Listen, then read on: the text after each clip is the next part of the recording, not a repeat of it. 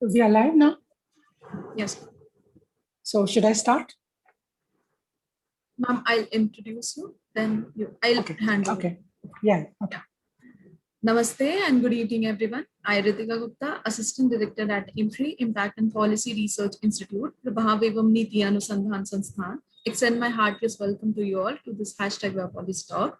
We are here for a talk series or hashtag Water and Climate on Water and Climate Change Challenges for India. The series is being organized by Center for Environment, Climate Change and Sustainable Development at IMFRI, Tarun Bharat Sun, India Water Portal, and Parmarth. The speaker for today is Dr. Anjul Prakash. I would now like to welcome our moderator for today, Dr. Indira Khurana, who is senior expert in water sector and vice chair at Tarun Bharat Sun, Alwar. Ma'am, over to you. Thank you. Thank you. Ritika. On behalf of Center for Environment, Climate Change and Sustainable Development at IMPRI, India Water Portal, UN Water, Parmarth and Tarun Bharat Sam, I welcome you all, and especially our speaker for this afternoon, Dr. Anjul Prakash, on this session on water and climate. As Ritika briefly mentioned, today is the first of a series of talks that we are going to have around the issue of water and climate. We all know that water is essential for life and for the very existence of the planet. It is also recognized as a human right by the United Nations. It is essential for socio-economic growth, achieving food, livelihood, and health security. It is the foundation of peace and overall security, including personal security. And yet the question we need to ask ourselves is that, do we really understand the value of water? When we say that water is life, do we really understand the implications of that whole statement that water is life? Because as we all know, the world is facing a challenging water crisis. And this crisis includes all aspects of water, right from access, affordability, quality, adequacy, and sustainability of the water resources. Even the World Economic Forum has recognized water as one of the top risks faced by the world. I think we all, as we are going through this trying phase of the COVID-19 pandemic, we all are now realizing that we live in an age where it is no longer possible to ignore or discount the connectedness of our action with the impact that this action of ours has on nature and on the planet. Basically on the different elements of nature, be it water, forests, land, biodiversity, etc. We are, as I said, we are living through a really devastating challenge right now. Even as we have to address the challenges that are already coming in, not trickling, but as a steady flow because of the impact of climate change, which we will need to address through mitigation, prevention, and through adaptation measures. For the second year in a row, the World Economic Forum's Global Risks Report 2021 recognized that environment degradation as the #1 long-term risk. It classifies climate change as a catastrophic link and stresses that the shift to a green economy cannot be delayed till the COVID-19 pandemic recedes. As we are all aware, one major impact of climate change is going to be on water. Not is this only causing disasters and increase in what we call as, ironically, as natural disasters, namely floods, drought, cyclones, storms, but it's also going to affect the availability and the quality of water. And thus there's an urgent need for understanding the relation between water and climate and water, basically how the two are closely interlinked, how do they affect each other. And we need to do this so that we can inform, we are ourselves informed, we can inform others, so that through through literacy campaigns, we can take the appropriate decision that is required at all levels. So it is with this in mind that these organizations came together and decided that we have a series of sessions where we invite and request speakers from different areas who have experience, knowledge, research undertaken on this issue, which links water and climate, and see what the different aspects are saying, what's the evidence pointing towards, and then collectively look at what is this package like and how can this inform practice and policy. So today we are fortunate to have with us Dr. Anjal Prakash. I'd just like to introduce Anjal Prakash before I request him to go ahead with his presentation. Anjal is from the Indian School of Business, and he will be speaking to us on water and climate change, challenges for India. Anjal currently holds the position of Research Director and Adjunct Associate Professor at the Indian School of Business in Hyderabad. He's also worked with the Teddy School of Advanced Studies, and he has earlier been associated with ICIMOD. And he has also been the lead coordinating author for the IPCC Special Report on the Oceans and Cryosphere in a Changing Climate. He's also a lead author in the chapter on city settlements and key infrastructure in the one of the working groups of the IPCC's second assessment report. And he's also nominated as a member of the Gender Task Force of IPCC. Sorry. Anjal has more than 2 decades of experience on working on water and climate issues, and a strong focus of his has been on gender, which we really excited to learn about. And he has authored several books on water, sanitation, and climate change. And he also writes several opinion pieces in various newspapers. So without further ado, I will invite Dr. Anjal to go ahead with this presentation. Over to you, Anjal. Thank you so much. So let me just load my presentation. Thank you so much, Indra, for this generous introduction. One thing you forgot to introduce about is that I have been trained under you. So you were my boss and a very good colleague. So I've a lot to learn from you, Indra. So that is something I really missed. Thank you. Yeah. So yeah, thank you so much, and I'm glad to present. What I'll do is that there are 2 key aspects of my presentation today. Next 10 to 12 minutes, I'll cover as part of IPCC special report on oceans and cryosphere.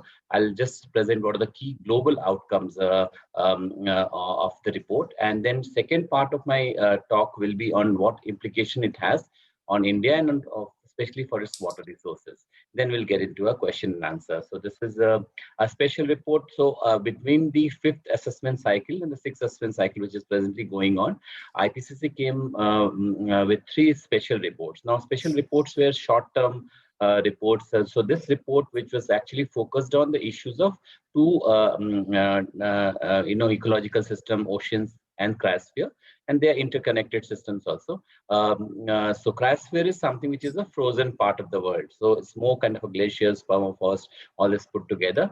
So that is cryosphere and ocean systems. So we were trying to understand the interconnectedness between these 2 systems. At the same time, trying to understand what is, especially what is happening to these 2 systems based on the changing climate. This is a report which is published in 2019, about a year and a half before. So the report has about 104 authors from different parts of the world, and unfortunately, working on gender, I must report that about 30% of these authors were women from 36 countries altogether. Authors were there, and we had looked into about 7,000 peer-reviewed journal articles and papers, all latest information from 2014 onwards, which was covered to give us a kind of a brief understanding of what is happening in terms of climate change. So the way IPCC works is that it doesn't do its own research; it only collects the information which is there, published literature which is there within a certain period of time, and then it assesses. So as researchers, as lead authors, we were assessing the different papers. So we looked at about 7,000 research papers for contributing this report. It's also IPCC's process is an iterative process. So each draft is sent out, kept in public domain, and also there's a government review, there's a special reviews and all that. So we had about 31,000 comments on the draft, which we answered and we looked into. So it's a very process which is quite robust. Let me just come to key findings of the systems of the report. So one is about the polar regions. You must be knowing that the North Pole and the South Pole, because of changing climate, what is happening here? So first is that the finding was that the Greenland and the Antarctic ice sheets are losing its mass balance. It's accelerating. And also accelerating global sea level rise.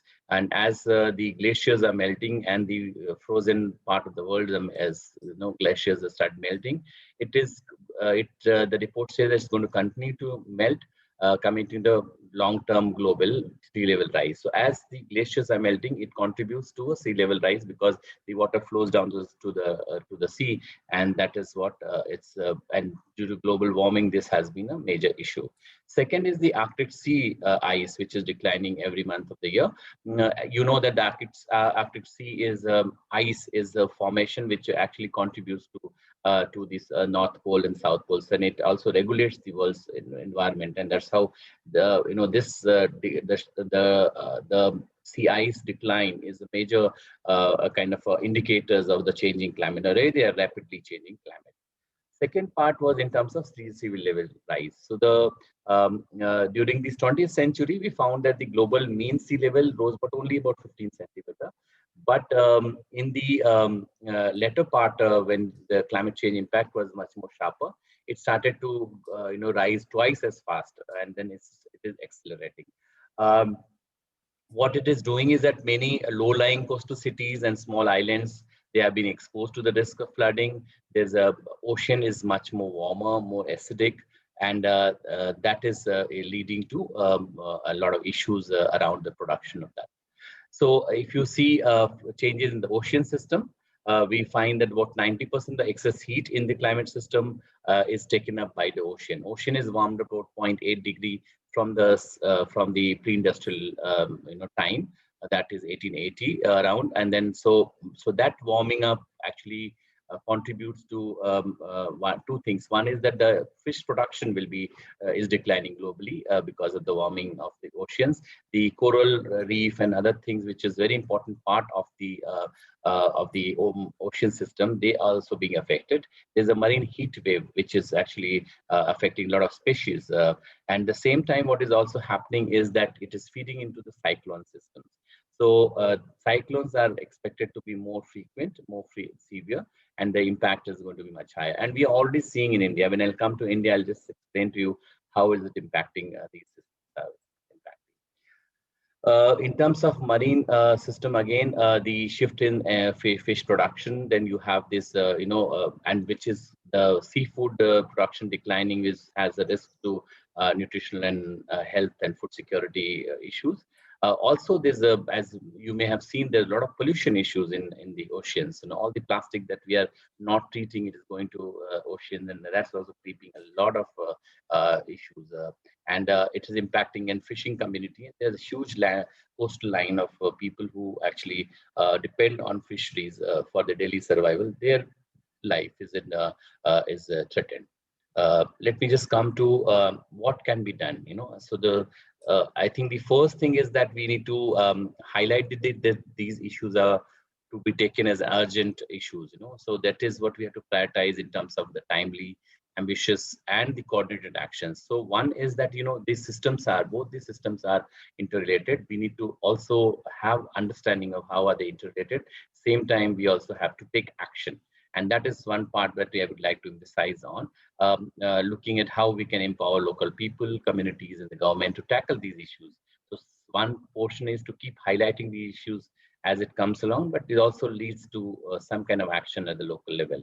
And I think one portion which is also important is about education and literacy, climate literacy part of it, that we need to make this information available to the local people, to as many people as we can, so that we can take coordinated action on that part. Let me just quickly come in terms of what are the implications of this on India. If you see, This is the picture of Himalaya. So Himalayan region, the Hindu Kush Himalayan region is about starting from Afghanistan. It covers about 8 countries and all the way goes to Myanmar. And this is a zoomed out, a picture of Himalayas. What you can see is Himalayas also home to 10 river basins. Big river basins are there. All originate from Himalayas. So Himalayas are called the third pole. So you have these 2 North Pole and South Pole, which are the largest reserves of ice. Apart from the North Pole and South Pole, the only place where one of the largest reserve of ice is there is the Himalayas. So Himalayas are very important. And it's also important because as you see from this picture, all the major rivers of South Asia actually flows from, originates in Himalayas, and they also flow. So Himalayas provides base flow to most of the rivers, and they originate from there. And if I point out here in this area, which is the Kailash Mansarovar, which is actually a nectar from where most of the rivers are flowing, and that's why this is very sacred for us in Hindu, Buddhist literature, Jain literature, and environmentally it is very, very sensitive, and that's what it's very important for us to know, that the importance of Himalayas in our lives. What it does is that it actually serves about 210 million people in the entire HKS region, which is about 8 countries. If you take the downstream areas, and if you see the light blue color here, which is the downstream areas included, it serves about 1.3 billion people in terms of river system. So you have the major rivers in India, Indus, Ganges, and Brahmaputra. All these rivers are originating from Himalayas. So if there's any changes happens in the Himalayan system, it impacts the river directly and the water flow directly. So altogether, we are finding that about 3 billion people who benefit from the food system, which is dependent on the water systems in this area. So very, very important. There are about 54,000 glaciers in the Himalayan region, and very few of them are actually being monitored. And that's another issue probably we can discuss sometime later on terms of the glaciers monitoring and impacts on. And we have covered some of these things in our last discussions when Indra was coordinating that part. Let me just come to very quickly on 2 slides, and then we'll open it up for question and answer. One is in terms of the key implications of the Himalayas. So as I said, there are 10 Himalayan, for India, there are about 10 Himalayan states, 2 Himalayan territories. Altogether, about 86 million people live in those areas. That's something which is directly impacted.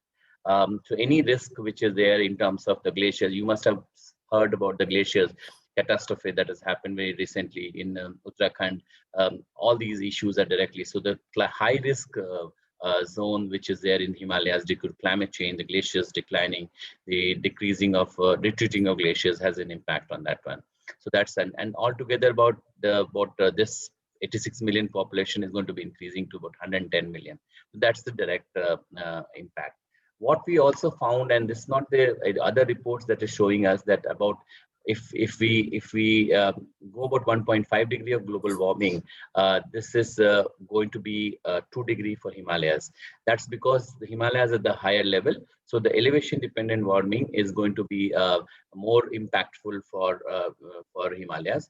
And the one projection is that if the same rate in which we are doing the business as usual scenario, which is going on, we'll lose about 2/3 of the glaciers, but 60% of the glacier will be lost by end of the century. And actually a lot of these things are already been seeing now, and that is something which is going to be because Himalayas are the reserve for fresh water, right? So it's reserved in the form of an ice, and that if it impacts started retreating, then it will impact the water flow in the centuries to come. So what happens to Himalayas will affect about 2 billion people altogether living in Asia, all across Asia, and that is something, it's a huge number. So it's a huge number of people who are dependent on Himalayas. Let me just come to the coastal areas, and if you see about the sea level rise is about, as I said earlier, globally it is for 15 centimeter. It's rising about 3.6 millimeter per year, and also accelerating. And that means that India, which has about 7,500 kilometer long coastline, it has about 9 coastal states, 2 union territories, altogether a direct population about 560 million people. and about 200 million people are directly affected. So this, if you take the first 10 kilometers from the coastal line, about 200 million people are directly dependent on them. And most of them are actually one of the poorest because they are fisherfolk people, fisherfolk, and then they're dependent on the sea for their livelihood. Second part is, as I said earlier, the ocean is more acidic, it's more warmer, and it feeds into more and more cyclones. And the coastal cities like Mumbai, Kolkata, Chennai, Goa, Vizag, these cities are at a much greater risk. And you must be, whenever you hear anything about new cyclones coming, you will understand that these are also climatic events because it feeds into from the global warming process. The sea is actually a carbon sink. So it absorbs a lot of carbon, which is put in the atmosphere, and it's in that process it's becoming warmer and warmer, and then it's feeding into the cyclones. So this is my last slide. I want to just focus on what can be done, and because there's a lot of problem identification that we already know what the problems are, what can be done. And I'll try and slate out some programs, some issues which could be discussed further. So I'll very quickly go through them. One is definitely about climate proofing our development program. So our development programs have to be looked into from the climate lens. And that means that, we have to map the high risk areas. And then, we have to tune in our development program according to the risk zone in which they fall in. So if the coastal areas development program has to be different than Himalayan development program, or for a drought region, it just has to be very different, where heat waves are the most prominent one. Second is our infrastructure is not tuned to climate change process. If you see 2 days of big rain in Delhi, Mumbai, or Hyderabad, it drowns half the city. That means our infrastructure is not resilient because it has not been able to, it's not designed to have 200 millimeter of rainfall in just 3 days. So that is where we have to look into the future. We have to see the projections of the climate scientists and then make our infrastructure climate resilient as much as possible. All foolproofing is not being possible, but at least the extent of this, whatever possible we can do. Third is we need to have a much better early warning systems. I think the weather part of it is important, but for example, the glacier avalanche that has happened in Uttarakhand, we were totally caught unaware because we had no very limited early warning systems because the glaciers were not monitored. So we need to have much more ways in which we have to, look into the early warning system. Then we also have to see what are the institutional innovations that we have to tackle disasters and resilient livelihood practices, because first thing it does is it affects the livelihood areas. Then we're looking at sustained and long-term monitoring programs, sharing our information, because these are some of these ocean systems or the glacier systems are shared systems. So I was talking about 8 countries sharing Himalayas. There are more than one countries sharing the ocean resources and things. So you have a shared resources. So these has to be, the data has to be shared. So we have to have much more international or regional cooperations to see what information that we have that we can share with others. And the last part is definitely have to be mitigating our efforts, but you also have to adapt. That's because mitigation is a long-term phenomena. If you stop everything, climate change will take 30 years to fix it. So that means we need to really adapt ourselves as much as possible. We have to adapt ourselves. So here I'll end my very quick interjections here, and then I'll go over to Indira in case she has any questions. Yeah, I'll stop sharing, Indira, here. Thank you, Anjal. I think it must have been a challenge for you because given the kind of number of papers and authors, and the comments, to all that information together to put it succinctly, briefly, and simply in a few slides. I think that's an art, and that takes time, and actually you have to think. So thank you very much for putting it all together for us. And just a quick comment. I really liked what you mentioned about the spiritual connection with the Himalayas in different religions. So I think we need to leave the religion part aside, but there is a certain logic, science, why spiritual, and spirituality, why you look at the Himalayas as kind of sacred. So I think and once you can make that spiritual connection with people, I think then it's, then there's more linkage, and then more people want to do, to make the changes that are required. So I just have a few questions based on the presentation. And from what you presented to us, we have like millions of people who are going to be affected, right from the Himalayan states, but all the way down to West Bengal, and then we have this coastline, a number of people residing in the coastal area. So it's a huge impact that's going to be there already in a scenario where we are struggling with meeting the water demands of different sectors. I just wanted to check with you that could you expand a bit more on what is the impact of the declining glaciers on the Himalaya? Because I do understand that if it melts at a faster rate, we're going to have more water in shorter periods of time, and then eventually we will end up with a scenario where there is hardly any water left in the rivers, which are already affected. There's hardly any flow because of the development projects that we are doing. We also know that there are reports come in saying that surface water bodies in the Ganga basin are drying up. There's also rapid depletion of the groundwater in the Ganga river basin. So this whole connection between surface and groundwater, and now with this with this thing about melting glaciers. So how do you see that? Yeah, that's a very interesting question, Indira. Very few people have actually made this connection. I actually have written a paper for Observer Research Foundation where I actually put this groundwater and surface water, and I actually called it connecting a dot, because this is not very sharply connected as of now, even by the scientific community. But let me just come to very quickly on the glacier part. See, what has happened is that as the glaciers decline, it changes the water regimes very drastically. So one is because it also contributes to a regulating climate of the Himalayas. What happens that you have the monsoon patterns are going to as affected.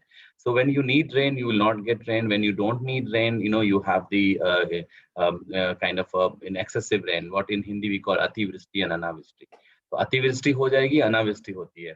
So इसमें what happens here is that one major thing what I see is that the flash flood comes. The kind of a glacial avalanche that you see is a very rare event, but flash flood comes, or the flood comes every year, almost Bihar and Brahmaputra regions. If you see northeast, especially Assam, all these areas get flooded, and that's because the river systems have been disturbed to an extent that it is very difficult to predict what is going to happen next. That's unpredictability of a part is what climate change brings in. Uncertainty, unpredictability, and that is can do least about, because what you can do is that you can only, when I'm saying adapt, that means that you have to improve our systems of information, knowledge, and share of this knowledge so that we can reach out to a larger number of people, because you can't control the system which has already been broken. So that's one part of it.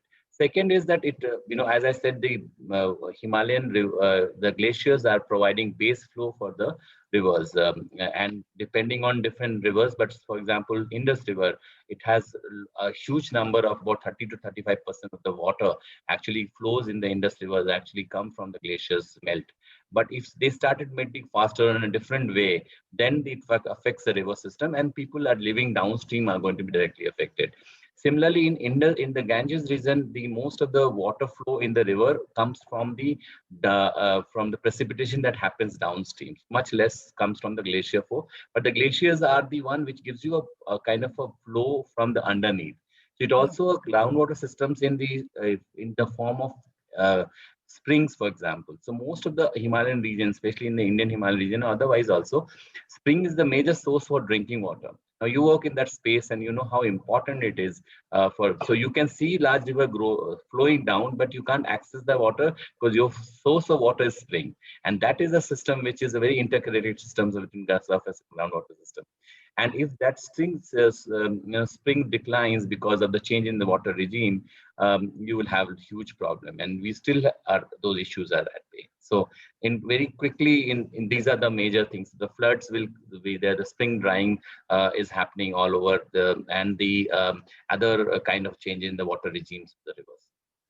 So I think from what I'm hearing from you, Anjal, I also think that this makes, and this also links to your question of building resilience and also adapting, is that we go in more, we tap into the traditional wisdom that this country had of basically catching water where it falls, of conserving water through small eco-region specific water conservation measures, and which actually serve both purposes. They can kind of handle the flow if there is a flash flood, if you have structures ready and waiting to, to absorb some of that water, then that intensity of that flood can also reduce.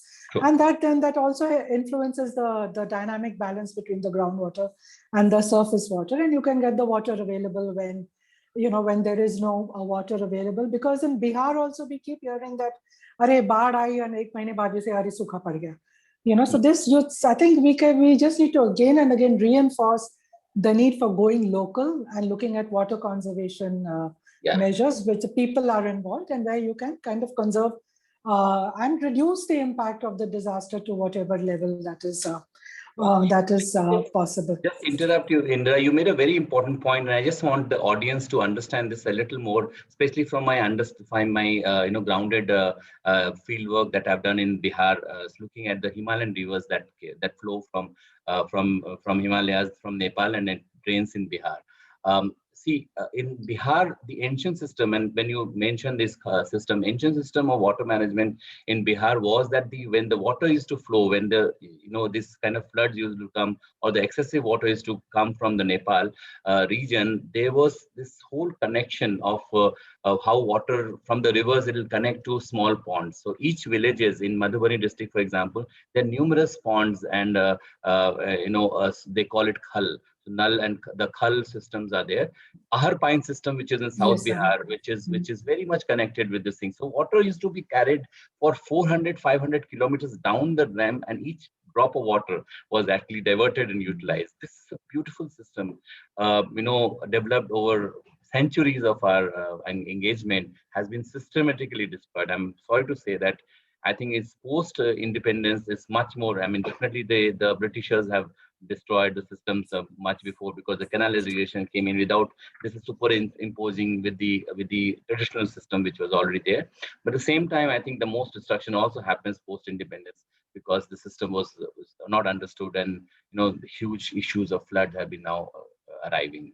And there's the same problem happening in Indus system, same in the Ganges system, at the same time Brahmaputra systems also having these issues. So, but yeah, it's rays of hope come in the form of people in some places are actually reviving these systems to. So that's what we can. One question somebody's asking, what is khals? So khals are the small ponds actually. So what used to happen, then the water flows, it will be directed towards this small chain of tank system. So the tank will be all interconnected. So it will fill up one tank on the topography, then it'll go to second tank, third tank, and that chain will bring it back to the river system. It was a beautiful design system, and that is very similar to what we have the tank systems of South Asia, which is South India, which has been designed. So in Telangana, in Andhra Pradesh, Karnataka, beautiful system was there, but we systematically destroyed. We took each one of them and destroyed them to an extent that is beyond repair now. And Indra has worked quite many years on these issues. So yeah. So coming to one of the recommendations you made, that was looking at to have climate resilient infrastructure. I think that's what you mentioned, and I think I want to check with you whether this is what you had in mind. Say, for example, now we know that in urban areas, there's a lot of, because of the so-called pressure on land, so a lot of the catchments of lakes, of ponds, they are being encroached upon. You make ponds are like converted into dumping areas so that it becomes useless, and then gradually the real estate mafia takes over that, and then you have construction. So I think keeping that in mind, to see that the natural drainage channels that exist in a particular urban area, maybe we can actually relook and see how much of that we can kind of reclaim, and see at least in the future we don't engage in this kind of activity anymore. And Anjali, you'll be happy to know that there are lots of people within India who are working with rivers, especially in urban areas, but they're trying to protect the river in urban areas. And when we say protect the rivers, that means they're trying to look at the catchment to prevent pollution coming into the rivers, and also looking at protecting the catchment, because these are the systems I think that will come in use when like you said that do bund pani nahi hua aur Delhi mein flooding ho gaya. Also, but Delhi government had started something some years ago of looking at, when there's a lot of water in the Yamuna, when it's flooded, you have these structures which absorb, because it's got a sandy bed. So you absorb the water, which then can be used to provide a base flow to the Yamuna. So is this something that you had in mind when you were talking of resilient Yeah, so infrastructure? this is included actually. This point is included, but I'm also Okay. saying that because the drainage system is pretty old in most of our cities, the new drainage systems have not been laid out or has been partially laid out, and we don't have Indra, all these years, and I'm sure you will agree with me, is that we, with all the effort, we have not even made one city fully sanitized. So we can't, claim that, okay, this city, even if however small it is, it's fully sanitized and it has all the drainage channels intact. And that is a problem of our urbanization, that it has been very haphazard, and it has been also not very, one is not able to, so there was no urban planning which has informed this whole process. So it is the engineering-led process, and it's like an easier solution, and that is a major issue. So apart from what you said, I would also add that the drainage infrastructure, the other infrastructure that is suited to adapt to climate change, especially in urban areas, we need to adapt to that one. We need to get into those issues. So I have many questions, but I'll just ask one last one because there are certain questions that have come from the people who are with us. And that is two actually. One is looked at because of the rising sea levels in coastal areas. What does this mean for the water resources in terms of salinity ingress into the coastal areas? And the second question is, what is it that we can do as civil society or even as a Himalayan region? Is this how can we enhance our cooperation? Yeah. Okay, so I'll very quickly answer because I see there are a lot of questions here. Maybe we can take them up as much as we can with the time permitting. But one is definitely, agriculture is now totally getting into groundwater-based agriculture. So the coastal areas where agriculture is in full swing, the seawater ingress into freshwater bodies has been rampant. And it is destroying the water bodies, and especially the drinking water issues are coming up.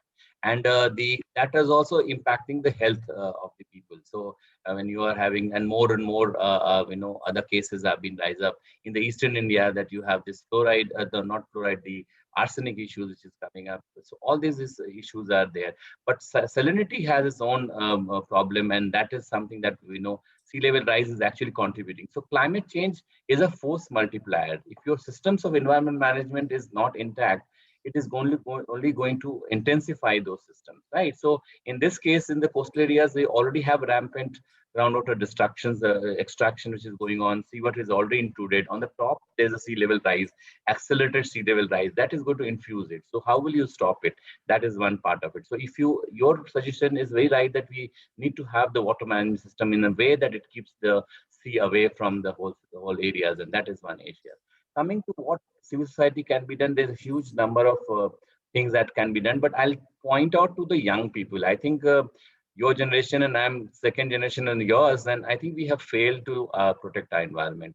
I guess now I'm almost 50, and I think that I have only 10 years of professional life left, and some more years maybe to do things voluntary. But I put a lot of space now, weight on the young people who are in early 20s, who are in these are the people we need to galvanize. I think there's something that we need to really do, and you and I, people who has this experience, we can only share those experience and galvanize people to come as a force to protect our environment. Otherwise it's not going to happen. So my suggestion actually is to get into a campaign mode, get into a movement mode, and just protect our environment. That's the only thing, and young people is what I'll put all my weight on.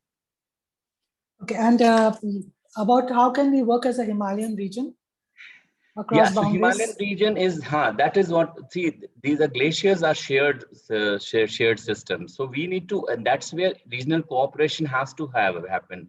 Now, my earlier, job was with AC Mode, which is a scientific institution supposed to have a coordinated effort with the thing, and they're doing a lot to get the data, scientific data information, which is there, but there's a lot left to be desired. See, South Asia, we are, we also are in a political system where we are not talking to some countries, eye to eye, and there has been a lot of issues, and that is impacting on the glacier. So you have big giant like India and China, who's as much as a polluter as any of the part of the Western world in terms of the CO2 emissions. In fact, China is the largest CO2 emitters of the world at this moment of time. Same like India's economy is growing, and that economy has, when the growth happens, it is at the cost of the environment. When it comes to Himalayan region, probably we need to have a much more a kind of a better understanding and the cooperation to at least share the information, the data that we have. And that level also, there are a lot of challenges I see. I think that's where civil society can, track to diplomacy, something. Absolutely. I think People to people connection can. A lot of work actually happens there. Okay, so let's just go to some of the questions that were there. Anjal, several of the questions were around the Jal Jeevan mission. It's like, what are the major governance challenges in ensuring clean drinking water in cities? How will the Jal Jeevan mission ensure that no household suffers from poor quality water? There was also a question on what is India doing to stop glacier melting? Yeah, okay. Let me just first come to the Jal Jeevan mission. See, I've written very recently on one of my articles in the newspaper about the, I think on the World Water Day only, that about Jal Jeevan mission. That is, one is that I really applaud that it's one of the most ambitious program, probably in terms of reaching out, and Har Ghar Jal program is something that is really a need of the hour, because it's I totally applaud these governments understanding that for all these years that we are independent, we have not been able to think that everybody needs a tap of their own. So that is one thing, is very ambitious, and it's also very progressive in understanding and reaching out to people, especially the largest, the poorest of our country. So that's one part. The challenges that I see here is that one is that the mapping of the district based on the priority district, for example. I had written that we need to map, because this is based on the groundwater exploitation index, but that has the data which has been that's the only data. But here, what I'm also saying, that because the looming climate crisis that we are seeing day in and day out, we also need to map it on the climate risk index. And if you superimpose these two, you will be able to get a metrics of which area and how do we suit technology. And I'll give you one example that accessing water, for example, in Himalayan regions from a spring source is very different than accessing water in Telangana, which is through a pond source and this one. So the source sustainability aspect, the integrated understanding of how water will be sourced and supplied, that part is something that I think we need to strengthen. And I think each one of us are responsible towards that in terms of reaching out to the government and sharing our experiences on that part. So I'm not holding them accountable, but at the same time requesting that this could also be one areas in which we can work further on this one. So that will be my take on the Jal Jeevan mission. But I really see it a very ambitious program, but it also needs to protect the source of the water, because that's the sustainability part is very important. What was the other question? There were three around. How will you ensure? What are the governance issues in ensuring safe drinking water in urban areas? Yeah, urban areas, this system is very different than the rural areas. In the urban areas, what my personal experience is that again, there is no one city that we have brought in 24/7 water supply, and then a lot of these things are dependent on tanker mafia. Now, about 5, 6, 7 years, I've done a study back in Hyderabad, and I looked at the tankers, which is the calculation of the tankers. Which was done at about half of the city, Hyderabad city, is actually unserved. And especially the new areas, the high-tech cities and all that, now the water, Banjira water and the water is coming. But 10 years before, when the city, 15 years before, when the city was being developed as an IT hub of the world, water sanitation issues was not the priority. And what has happened is that it has drained the peri-urban water resources, because all these big housing societies, all the IT companies actually sourcing water from the peri-urban areas through tankers. And that tanker mafia is a very strong nexus between the local politician, the tanker companies, and the officials who were hand in glove with this whole process. And that has drained out the lot of peri-urban water resources. At for cost, but only few got benefit, because these are shared resources. So coming to again, just the time is very short, but very quickly, urban areas we need to really discuss and find out different ways in which we can reach out. At least this is more especially for the poor, because they are the one who are displaced, benefited by the whole process. So there's a question, Anjal, one of our viewers, Edward Walter, I think he's saying that he wants to work on water. So you inspired some youth apparently in saying that they take on the mantle from us and do a better job than what we have done, I think. Absolutely. In spite of all our efforts. There's also another question around indigenous knowledge. I think you answered that when you spoke about the tanks of South India and when you spoke about the systems that existed in Bihar. Here, I want to check with Simi, are there any questions that have come from Facebook or anywhere else? Quickly, we can put them across. No, ma'am. So Simi? most of them, yes, ma'am. So most of them were related to the questions that are listed here. So Okay. I think we are good. Yeah. I'm just one or two questions. Maybe I'll just quickly respond to them. And I see people like Ayushi, Edward, all these people, young people, I assume, are asking about certain campaign and all that. And I direct them to IMPRI because I think that's the organization and Tarun Bharat Sangh and the other people who are involved in this one. And I'm very happy to support any of such movements, especially the Youth for Climate Change movement, where you can actually bring in trained young people and get them out and do whatever, the protect the environment, whatever way possible. So not controlling that process, but just training them, having some even 1 day, 2 day initial training on what are the basics of climate change, how do you do it, what can be done, and then leave them, because that's something that is very, very important. I just had last week only, I had a long, kind of a call with UNICEF, who is doing this in Shipra, who is one of our former colleagues, is organizing, and they're doing Youth for Water campaign in Risa. Similar kind of thing can be also organized. So Simi and Arjun, point for y'all, probably you'll design something, and I'll be very happy to voluntarily contribute to this whole process. Definitely, sir. Very, very nice suggestions that you have provided. We'll definitely work towards it. Thank you. Yeah. So Anjal, thank you, because like I have discussed with you and we have been discussing with IMPRI that we don't want to just have these webinars. We want to collate the knowledge we get through these webinars and see how we can take it forward through different campaigns or different action. And it's very heartening to know that Anjal, you have committed to support us in this endeavor of us.